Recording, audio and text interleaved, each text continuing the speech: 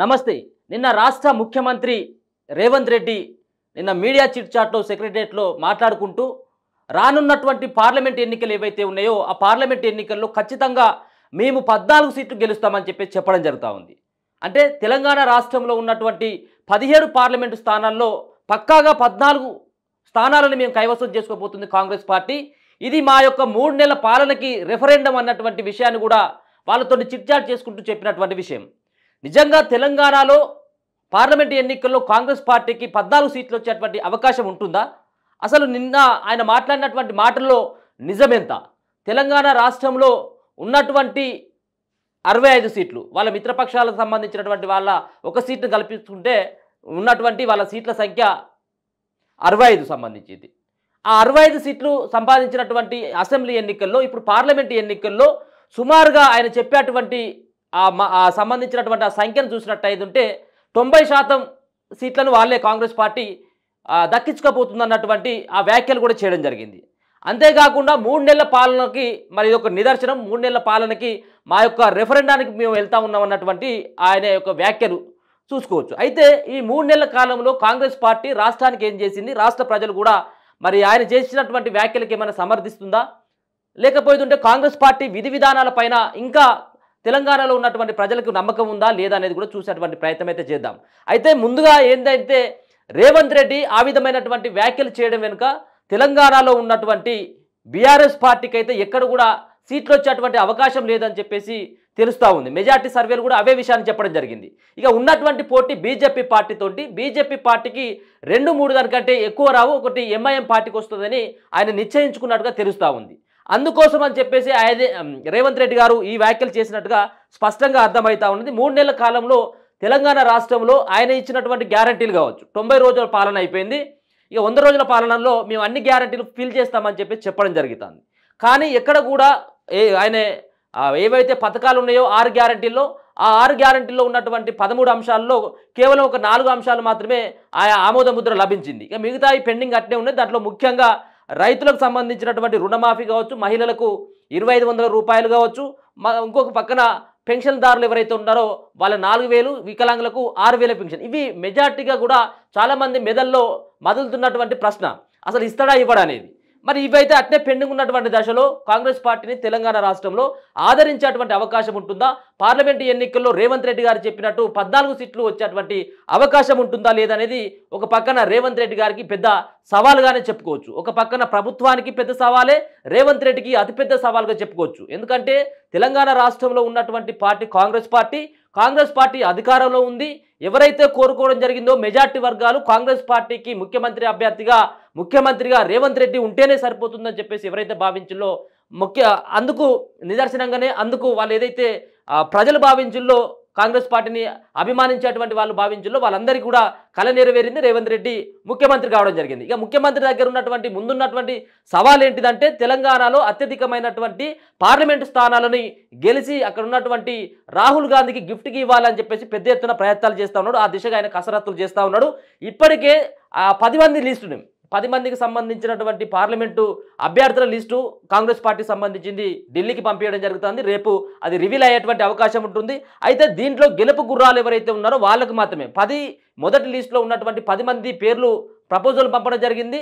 వాళ్ళు గెలిచేటువంటి అభ్యర్థులని Revanth Reddy already declare చేసుకున్నటువంటి విషయం. ఎందుకంటే అక్కడ ఉన్నటువంటి అభ్యర్థులు కూడా జనాల్లో ఉన్నటువంటి వ్యక్తులు, అంతేకాకుండా మొన్న జరిగినటువంటి శాసనసభ ఎన్నికల్లో ఏకపక్షంగా గెలిచినటువంటి జిల్లాలు కాబట్టి ఆ 10 మంది పైన పూర్తిగా ఆయన నమ్మకంగా ఉండడం జరిగింది. ఖచ్చితంగా గెలుస్తామని చెప్పేసి ఆయన ధీమా వ్యక్తం చేస్తూ ఉన్నాడు.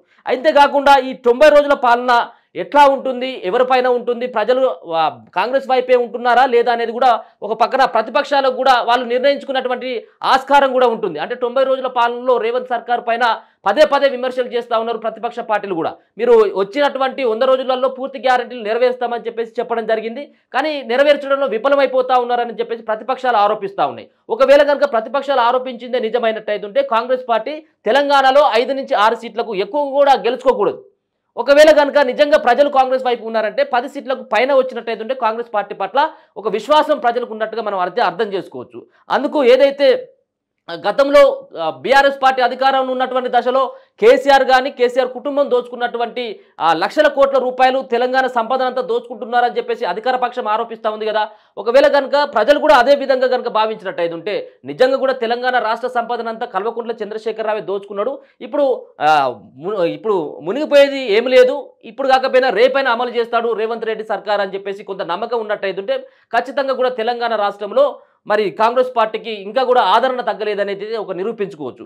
కానీ రేవంత్ రెడ్డి నిన్న చేసినటువంటి మా పనితీరుకు పార్లమెంటు ఎన్నికలే రెఫరెండం అన్నటువంటి ఈ విషయాన్ని కనుక మనం చూసుకున్నట్టయితే ఇది ఒక పక్కన ఒక రేవంత్ రెడ్డికి కాదు, తెలంగాణలో ఉన్నటువంటి కాంగ్రెస్ పార్టీలో కొనసాగుతున్నటువంటి ఎమ్మెల్యేలకు కానీ మంత్రులకు కానీ ఇది ఒక పెద్ద సవాల్గానే చెప్పుకోవచ్చు. అందరూ గతంలో ఏదైతే అసెంబ్లీ ఎన్నికల్లో అందరూ ఎవరికి వారుగానే కొంత రేవంత్ రెడ్డికి కొంత వ్యతిరేకత ఉన్నటువంటి వాళ్ళు కూడా కొంత వాళ్ళకి సంబంధించినటువంటి వ్యవహారాలు నిమగ్నమై వాళ్ళ గెలుపు కోసం వాళ్ళే కృషి చేసుకోవడం జరిగింది. కానీ ఇప్పుడున్నటువంటి నేపథ్యంలో అందరూ కలిసికట్టుగా మరి పనిచేస్తారా లేదా, రేవంత్ రెడ్డి గారు చెప్పినటువంటి 14 పార్లమెంటు స్థానాల్లో బీజేపీ ఇక్కడ ఉన్నటువంటి కాంగ్రెస్ పార్టీ జెండాను ఎగరేస్తారా లేదా అనేది కూడా చూడాల్సినటువంటి అంశం. ముఖ్యంగా చూసుకున్నట్టయితే ఉంటే ఎక్కడ కూడా కాంగ్రెస్ పార్టీకి ఇబ్బంది అయ్యేటువంటి అవకాశం లేదు, ఎక్కడ కూడా కాంగ్రెస్ పార్టీకి బీఆర్ఎస్ పార్టీతో ఇబ్బంది వచ్చినటువంటి అవకాశం లేదు. కానీ ఉన్నదల్లా కేవలం బీజేపీ పార్టీతోంటే కొంత సవాల్ ఎదురయ్యేటువంటి అవకాశం ఉంటుంది.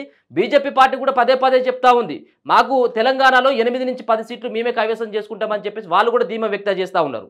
అందుకోసం అని చెప్పేసి మొదటి లిస్టును వాళ్ళు కూడా రిలీజ్ చేయడం జరిగింది 9 మందితోటి. దాని తర్వాత బీఆర్ఎస్ పార్టీ కూడా అడపదడపగా 4 పార్లమెంటు అభ్యర్థులను కూడా ప్రకటించడం జరిగింది. అయితే వీళ్ళు అభ్యర్థులు ప్రకటించినటువంటి దశలో రేవంత్ రెడ్డి సర్కారు కూడా ఆ దిశగానే అడుగులు వేయడం జరిగింది. అభ్యర్థులను ప్రకటించి కూడా ముందుకు వెళ్ళినట్టయితే ఎందుకంటే పార్లమెంటు సంబంధించినటువంటి సెగ్మెంట్ కాబట్టి 6-7 నియోజకవర్గాల పరిధిలో ఉంటుంది కాబట్టి ప్రచారానికి ఈజీగా ఉంటుంది, ముందుగానే అభ్యర్థులను ప్రకటించినట్టయితే అని చెప్పేసి ప్రధానమైనటువంటి పార్టీలు భావిస్తున్నాయి. దాంట్లో భాగంగానే రేవంత్ రెడ్డి కూడా రేపో లేకపోతే ఈరోజు ప్రకటించేటువంటి ఆస్కారం కూడా కనబడతా ఉన్నది. దీంట్లో ఎవరికి ఎన్ని సీట్లు వస్తాయి, లేకపోతే ఉంటే ఎవరికి ఏ పార్టీకి ఎన్ని సీట్లు వస్తాయి, రేపు జరగనున్నటువంటి పార్లమెంట్ ఎన్నికల్లో వాళ్ళ యొక్క పార్టీల యొక్క భవితవ్యం మాత్రం ఆధారపడి ఉన్నదని అయితే చెప్పుకోవచ్చు. ముఖ్యంగా రేవంత్ రెడ్డి సర్కార్ ఎట్టి పరిస్థితుల్లో తెలంగాణలో అధికారంలో ఉన్నటువంటి పార్టీ ఒక పక్కన ఖమ్మం జిల్లా కావచ్చు, నల్గొండ, వరంగల్ ఇట్లాంటి సంబంధించినటువంటి జిల్లాలో పూర్తి స్థాయిలో కాంగ్రెస్ పార్టీ ఆధిపత్యంలో ఉన్నది.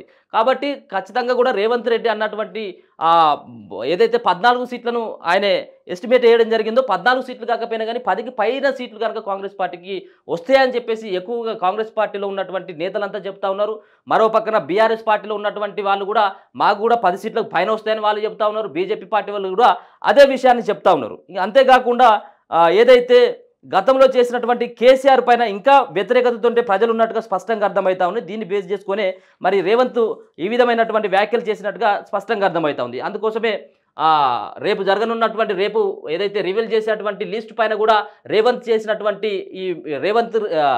14 సీట్లను ఏదైతే చెప్పడం జరిగిందో రేపు అభ్యర్థులను ప్రకటించేటువంటి దశలో కూడా ఏ అభ్యర్థులను ప్రకటిస్తారు, కొత్త పేర్లన్నీ కూడా తెర మీదకి రావడం జరుగుతూ ఉన్నది. ప్రజల్లో ఉన్నటువంటి వాళ్ళకి సీట్లు ఇస్తాడా, వాళ్ళ మొహాలు చూసి ఓట్లు పడతాయా, లేకపోతే పార్టీ యొక్క గుర్తుపైన పడతాయా అనేది కూడా మనం చూడాల్సినటువంటి అంశం. ముఖ్యంగా కూడా పార్లమెంటుకు సంబంధించినటువంటి ఎన్నికలు కాబట్టి ఇవంతా కూడా కొంత ప్రజల్లో ఉన్నటువంటి వ్యక్తి అయితేనే ఎంతో కొంత ఓట్లను కూడా కొల్లగొట్టొచ్చు అన్నటువంటి ఉద్దేశం కూడా ఉంటా ఉన్నది. దీంట్లో మెయిన్గా ఈ నల్గొండ జిల్లా నుంచి ఏదైతే జానారెడ్డి కుటుంబం అంటే గతంలో నుంచి కూడా కాంగ్రెస్ పార్టీతో సత్సంబంధాలు చాలా రోజుల కాడి కూడా ఉన్నటువంటి వ్యక్తులు భువనగిరి, మహబూబ్నగర్, మహబూబాద్, నిజామాబాద్, పెద్దపల్లి, జహీరాబాద్, చేవెళ్ళ, సికింద్రాబాద్, కరీంనగర్ ఈ 10 సంబంధించినటువంటి సెగ్మెంట్లో పూర్తి స్థాయిలో కూడా రేవంత్ పూర్తిగా దృష్టి పెట్టడం జరుగుతూ ఉంది. మల్కాజిగిరి పైన కూడా దృష్టి పెట్టిండు. ఖమ్మంలో ఎట్టి పరిస్థితుల్లో కూడా అక్కడ కాంగ్రెస్ పార్టీ వచ్చేటువంటి అవకాశం ఉంటుంది. ఇప్పుడు ఏదైతే రేపు ప్రకటించేటువంటి 10 మంది పేరుతో పాటు ఖమ్మం, మరొక పక్కన మల్కాజిగిరి ఈ 12 సీట్ల పైన పూర్తి స్థాయిలో కాంగ్రెస్ పార్టీ ఆధారపడి ఉన్నట్టుగా తెలుస్తూ ఉంది. ఇక నిజామాబాద్, కరీంనగర్కు సంబంధించినటువంటి దాంట్లో కొంత బీజేపీ పార్టీ వైపు ప్రజలు మొగ్గు చూపినప్పుడు కూడా ఇప్పుడు జరిగేటువంటి ఎన్నికల్లో ఒక 10 నుంచి 14 సీట్ల మధ్యన రేవంత్ రెడ్డి ఫోకస్ చేసినట్టుగా స్పష్టంగా అర్థమవుతా ఉంది. అందుకోసం అని చెప్పేసి ఈ యొక్క మాటను చెప్పడం జరిగింది.